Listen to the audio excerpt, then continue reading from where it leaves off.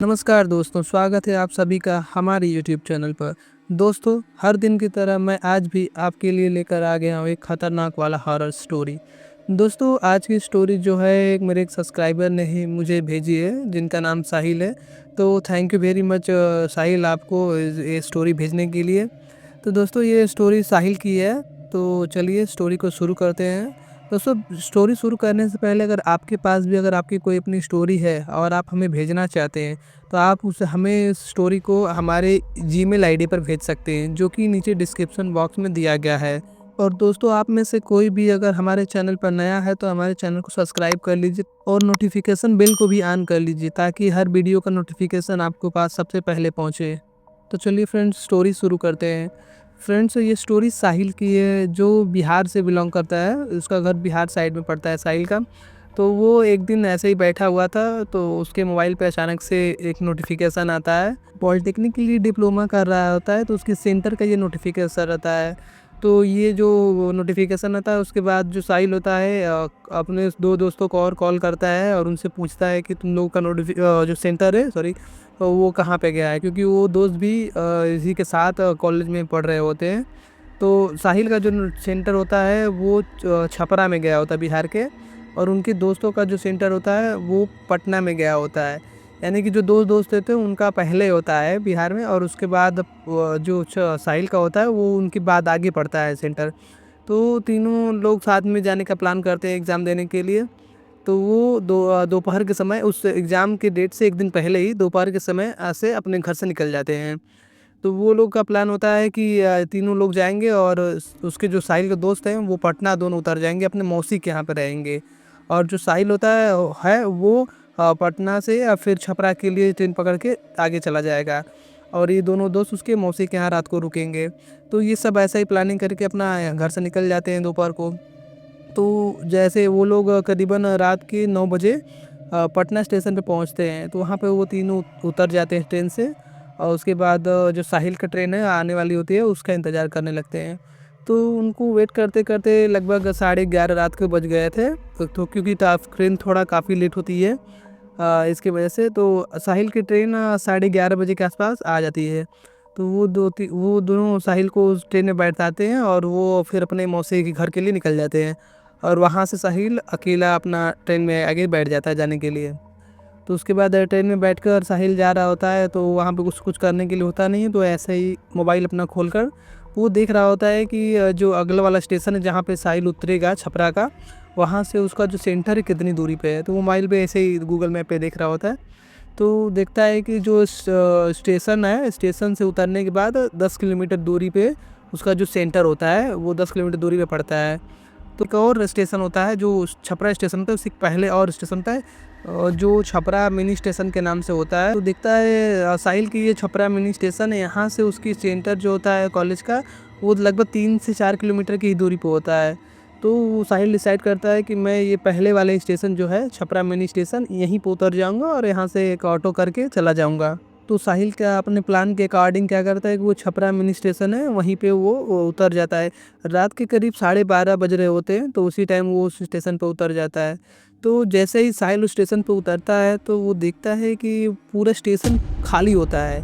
वहाँ पर कोई भीड़-भाड़, कोई भी व्यक्ति दिखाई नहीं दे रहा होता है। तो साहिल को बड़ा अजीब लगता है कि यार पूरा स्टेशन खाली है और कोई आदमी भी नहीं दिख रहा है, पूरा सुनसान पड़ा हुआ है। तो फिर भी साहिल को लगता है कि हो सकता है ये छोटा स्टेशन है, तो यहाँ पे ज़्यादा भीड़-भाड़ नहीं होता होगा, और रात भी काफ़ी हो गई थी तो इसकी वजह से। तो फिर साहिल जो इस चीज़ को इग्नोर कर देता है, वो फिर चलने लगता है आगे। तो वो जैसे ही स्टेशन से निकलकर बाहर रोड पे पहुंचता है, तो वो देखता है कि जो रोड भी होता है वो पूरा रोड भी खाली होता है, पूरा सुनसान रोड होता है। तो साहिल को थोड़ा अजीब लगने लगता है, क्योंकि ये बाहर जगह में गया होता है, अनजान जगह होती है, उस जगह ना कहीं उसे कोई जानने वाला, ना किसी को वो जानने वाला। थोड़ा अजीब लगने लगता है। वैसे भी रात का टाइम था और काफ़ी सन्नाटा जैसा फील हो रहा था, तो उसकी वजह से उसे डर लगने लगता है। तो फिर आगे वो देख रहा होता है, तो कोई गाड़ी भी उसे दिखाई नहीं देती है, टैक्सी वगैरह भी। तो फिर साहिल क्या करता है कि अपना गूगल मैप ओपन करता है और कॉलेज का सेंटर है उसमें लगाकर देखने लगता है कि किस साइड उसको जाना है। तो उसके बाद फिर वो उस मैप के हिसाब से पैदल ही चलने लगता है रोड पे। तो वो जाते-जाते साहिल को काफ़ी डर लग रहा होता है कि वो एक अनजान जगह पे है, इतना सुनसान रात है। क्या पता कोई अगर चोर-उचक्का उसे पकड़ लेगा या उसके पैसे लेने लगेगा, ऐसा कुछ। तो ऐसे डरते हुए साहिल आगे जा रहा होता है। तो आगे साहिल को क्या है, एक ऑटो दिखाई देता है, थोड़ी दूर पे होता है। तो वो साहिल उस ऑटो की तरफ धीरे-धीरे बढ़ने लगता है और उसे डर भी लग रहा होता है, क्योंकि पूरा रोड जो होता है सुनसान पड़ा होता है और एक अकेला ऑटो जो होता है खड़ा होता है और वो भी एक पेड़ के नीचे खड़ा होता है। धीरे-धीरे करके साहिल उसके पास जाता है। तो जब वो साहिल उस ऑटो के पास पहुँचता है तो वो देखता है कि ऑटो में तो कोई नहीं होता है और ऑटो खाली पड़ा होता है। ऑटो की हालत देखकर ऐसा लग रहा होता है कि ऑटो अभी नया-नया है, लेकिन उसमें जो जो ड्राइवर होता है वो दिख नहीं रहा होता है। तो साहिल आस-पास ढूँढने लगता है, इधर-उधर देखता है, साहिल थोड़ी दूर भी जाकर भी देखता है, तो कोई उसे कोई दिखाई नहीं दे रहा होता है। साहिल सोचता है कि यार ये इसमें खाली ऑटो है और कोई दिखाई नहीं दे रहा है इसमें, इसका ड्राइवर कहाँ गया? तो साहिल अभी उसको इधर-उधर ढूँढ रहा होता है, तब साहिल को अचानक से लगता है कि उसके पीछे कोई खड़ा है।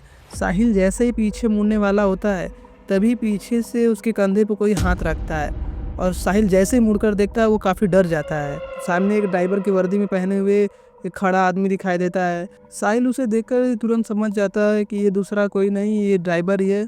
तो वो व्यक्ति जो होता है ड्राइवर, वो पूछता है कि क्या भाई साहब, कहाँ पे जाना है आपको? साहिल डर के वजह से थोड़ा घबराते हुए बोलता है कि बस यहीं में पास में एक दौलतगंज में एक गवर्नमेंट कॉलेज है, उसी में मेरा सेंटर गया है, वहीं पे मुझको जाना है, आप मुझे छोड़ सकते हैं? तो वो बोलता है ड्राइवर कि हाँ ठीक है, मैं तुम्हें छोड़ दूंगा वहीं पे। तो उससे कहता है ड्राइवर कि आप गाड़ी में बैठ जाइए। तो साहिल गाड़ी में बैठ जाता है और उसके बाद जो ड्राइवर होता है अपना गाड़ी को साफ़ करने लगता है, थोड़ा पोंछने लगता है उसका शीशा वगैरह।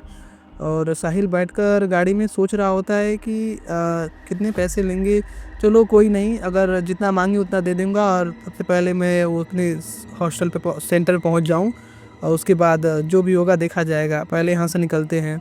और ड्राइवर जैसे ही अपना गाड़ी स्टार्ट ही करने वाला होता है तो साहिल ड्राइवर से बोलता है थोड़ा रुकिए, मुझे वॉशरूम जाना है। तो साहिल जो होता है अपना बैग ऑटो में ही छोड़ के बाहर वॉशरूम के लिए निकलता है।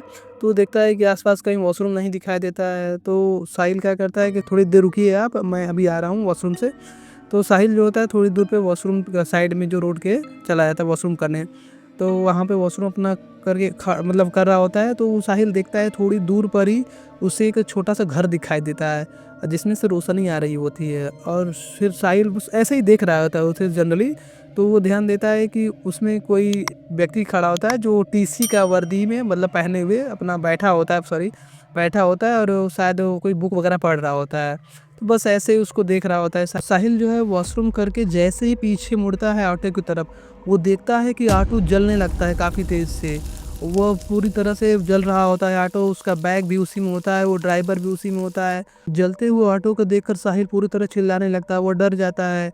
वो उसमें उसका बैग और वो ड्राइवर भी उसी में होता है। ये सब देखकर उसे समझ में नहीं आ रहा होता है कि ये सब क्या हो रहा है। वो परेशान होकर सोचने लगता है अब क्या करे वो। तभी उसको ख्याल आता है कि थोड़ी दूर पे एक वो जो टीसी है उसका रूम है। भागकर वो टीसी के रूम पर जैसे पहुंचता है उसका दरवाज़ा खटखटाने लगता है। तो जो टीसी होता है अंदर बैठा होता है, तो खटखटाहट की आवाज़ सुनकर दरवाज़ा खोलता है।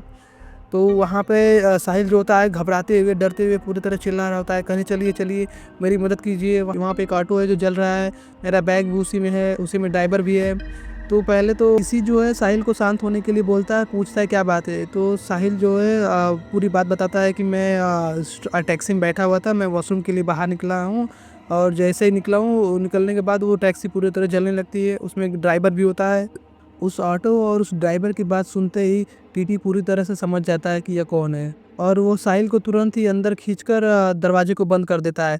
साहिल को समझ में नहीं आ रहा होता है कि ये सब क्या हो रहा है, टीसी उसको क्यों अंदर पकड़ के कर दिया है। साहिल फिर से काफ़ी डर जाता है, क्योंकि वो उसे समझ में नहीं आ रहा था कि यह टीसी क्या कर रहा है। तो टीसी जैसे उसको अंदर ले कर आता है, उसके बाद उसे बैठने के लिए कहता है। साहिल पूरी तरह से घबरा रहा होता है। साहिल टीसी से पूछता है कि आपने मुझे अंदर क्यों बंद कर दिया, चलिए उसकी मदद कीजिए, वहाँ पे एक ड्राइवर जल रहा है, मेरा सामान भी है। तो जो टीसी होता है थोड़ा तेज़ आवाज़ में साहिल को बोलता है कि शांति से बैठे पहले और मेरी पूरी बात सुनो, मैं जो तुम्हें कह रहा हूँ। टीसी की बात सुनकर साहिल थोड़ा शांत हो जाता है। जो उसके बाद टीसी उसे पीने के लिए पानी देता है। उसके बाद टीसी जो होता है वो साहिल को पूरी कहानी बताता है। टीसी साहिल से कहता है कि अभी जो तुम इस ऑटो में बैठे हुए थे और जिस ड्राइवर को देखे हो वो कोई ड्राइवर नहीं, वो ड्राइवर का भूत होता है। यह बात सुनकर साहिल काफ़ी डर जाता है। उसे लगता है कि ये कौन सी नई कहानी है, अभी मेरे सामने जो व्यक्ति था वो भूत था, ऐसा नहीं हो सकता है क्योंकि मैंने उसे अपनी आंखों से देखा है। तो टीसी बताता है कि वो कोई इंसान नहीं था, वह भूत था। बाकी लोगों की तरह तुम भी उसका शिकार हुए हो। रात के समय इस रास्ते पर, इस स्टेशन पर कोई नहीं आता है। तुम 3 महीने बाद तुम पहले व्यक्ति हो जो तुम यहाँ पे आए हो। दिन में तो सारे लोग आते हैं लेकिन रात के वक्त कोई नहीं आता। यहाँ पे इस भूत का इतना खौफ है कि कोई यहाँ पर रात को आने के बारे में सोचता भी नहीं है। तुम मुझे ही देख लो, मैं एक स्टेशन मास्टर हूँ और मेरी जिम्मेदारी स्टेशन पर रहना होता है, लेकिन मैं फिर भी इस कमरे में हर रात को बंद होता हूँ। मैं बाहर कभी नहीं निकलता, उस भूत के खौफ की वजह से ही। जब तुम इस रास्ते से आ रहे होते हो, तुम्हें कोई व्यक्ति दिखाई देता है या स्टेशन पे या रास्ते में, या फिर कोई ऑटो वगैरह भी तुमको दिखती है? तो साहिल होता है, वो तो कहता है कि नहीं, मुझे तो कोई टैक्सी और कोई ऑटो और कोई व्यक्ति नहीं दिखाई दिया है। टीसी साहिल को उस घटना के बारे में बताता है जिस वजह से वो ड्राइवर भूत बना था। टीसी साहिल को बताता है लगभग आज से 1 साल पहले ये स्टेशन पूरी तरह से लोगों से भरा होता था। इस रास्ते पर काफ़ी ज़्यादा भीड़ और मार्केट हुआ करते थे। और उस समय एक ड्राइवर होता है जो नई नई ऑटो खरीद कर लेकर आता है, मतलब चलाने के लिए। तो वो क्या करता है कि जो टैक्सी होती जो ऑटो होता है वो लाइन बाय लाइन खड़ी होती है अपने स्टैंड पे, तो वो बीच में ही आकर लगा देता था। वो उस लाइन को फॉलो नहीं करता था, तो इसके वजह से काफ़ी ऑटो वाले उसका विरोध करते थे। तो एक दिन अचानक से क्या हुआ कि कुछ ऑटो वालों के बीच में उसका झगड़ा हो गया इस लाइन को ही लेकर। तो झगड़ा काफ़ी ज़्यादा बढ़ गया। तो उनमें से एक ड्राइवर ने, जो ऑटो का था, उसने प्लान किया कि उसके ऑटो को जलाने के बाद लिए। तो वो अपने प्लान के मुताबिक उसके ऑटो में आग लगा देता है। लेकिन उसका प्लान यही होता है कि केवल उसको ऑटो को ही जलाना, लेकिन होता ऐसा है कि उस ऑटो के साथ वो ड्राइवर भी उसमें जलकर मर जाता है, और जिसकी वजह से उसका आत्मा भी उस जगह पर रहती है और उसको आत्मा को आज तक संतुष्टि नहीं मिली है। और उस ड्राइवर की आत्मा अपने बदले के लिए हर रात को यहाँ पर भटकता रहती है। इसके वजह से उसके मरने के बाद से इस रास्ते पर और इस स्टेशन पे कोई व्यक्ति आता जाता नहीं है, ना कोई व्यक्ति ना कोई ऑटो वाला। उस भूत का खौफ इतना है कि सारे जितने ऑटो वाले थे सारे ऑटो को चलाना छोड़ दिए हैं, कुछ लोग अपने गाँव चले गए। इसी की पूरी बात सुनने के बाद साहिल जो होता है वो पूरी तरह से समझ जाता है कि यह सब उसके साथ क्या हो रहा होता है। साहिल जो होता है टीसी से कहता है कि वहीं पेड़ के पास मेरा बैग है और मुझे कल एग्ज़ाम देने भी जाना है, तो क्या मैं अभी अपना बैग जाकर वहाँ पर बैग ले सकता हूँ कि सुबह ही जाऊँगा? टीसी कहता है मैं तुम्हारे साथ चल रहा हूँ, मुझे कुछ नहीं हो सकता है क्योंकि मैं थोड़ा पूजा पाठ करता हूँ और कुछ ताबीज़ पहना हुआ हूँ, और मेरे हाथ में जो धागे दिखाई दे रहे हैं ये भी उसी पूजा पाठ में करके ही मैं धागे पहनता हूँ। मुझे आए दिन यहाँ पे रहना होता है, तो इसकी वजह से मुझे उनसे कुछ नहीं हो सकता। इसी के साथ साहिल वहाँ पे जाता है और साहिल अपना बैग उठाने लगता है। साहिल जैसे ही अपना बैग उठाता है तभी उसको एक आवाज़ सुनाई देती है। आवाज़ ये होती है, तुम्हारी माँ ने तुम्हारे लिए खास व्रत रखा था, तब तुम बच गए हो। साहिल टीसी के साथ बैग लेकर वापस उसके कमरे में आ जाता है। उसके बाद टीसी जो होता है वो साहिल से कहता है कि मेरे 2-3 ऑटो से वालों से पहचान है, तो मैं उन्हें भी कॉल कर रहा हूँ, अगर उनमें से कोई अभी आने के लिए तैयार हो जाता है तो ठीक है, नहीं तो कल सुबह तुम चले जाना। तो साहिल कहता है जैसा आप ठीक कहें। तो ऑटो वाला को टीसी कॉल करता है, तो उनमें से एक ऑटो वाला आने के लिए तैयार हो जाता है, लेकिन वो एक कंडीशन रखता है। कंडीशन यह होता है, स्टेशन की तरफ से नहीं आएगा, वो स्टेशन के पीछे वाले रास्ते से घूम कर आएगा। तो वो ऑटो वो जो टीसी होता है वो कहता है ठीक है, कोई बात नहीं, मैं तुम उधर से ही आओ, मैं इसको वहीं पे छोड़ दूंगा। जो ऑटो वाला आता है उधर से घूमकर साहिल को बैठा कर ले जाता है। ऑटो में बैठकर साहिल अपने सेंटर के पास पहुंच जाता है। साहिल को सेंटर पे पहुंचते पहुंचते हल्की फुल्की सुबह हो गई थी। वहां पर साहिल पहुंचकर एक होटल में कमरा बुक करता है और थोड़ा बहुत रेस्ट करता है। उसके बाद अपना वो रिवीजन करने लगता है। साहिल का जैसे ही एग्ज़ाम ख़त्म होता है, साहिल उस एग्ज़ाम सेंटर से तुरंत अपने घर के लिए चल लेता है, क्योंकि वह उस अनजान जगह पर साहिल 1 मिनट भी रहना नहीं चाहता है। उसके बाद साहिल अपना ट्रेन पकड़ता है और वापस अपने घर चलाता है। दोस्तों, ये थी आज की स्टोरी। आपको ये स्टोरी कैसे लगी हमें कमेंट में ज़रूर बताइएगा, और आपके पास भी ऐसे स्टोरी हैं तो आप हमें हमारे जीमेल आईडी पर भेज सकते हैं, जो कि नीचे डिस्क्रिप्शन बॉक्स में दिया गया है।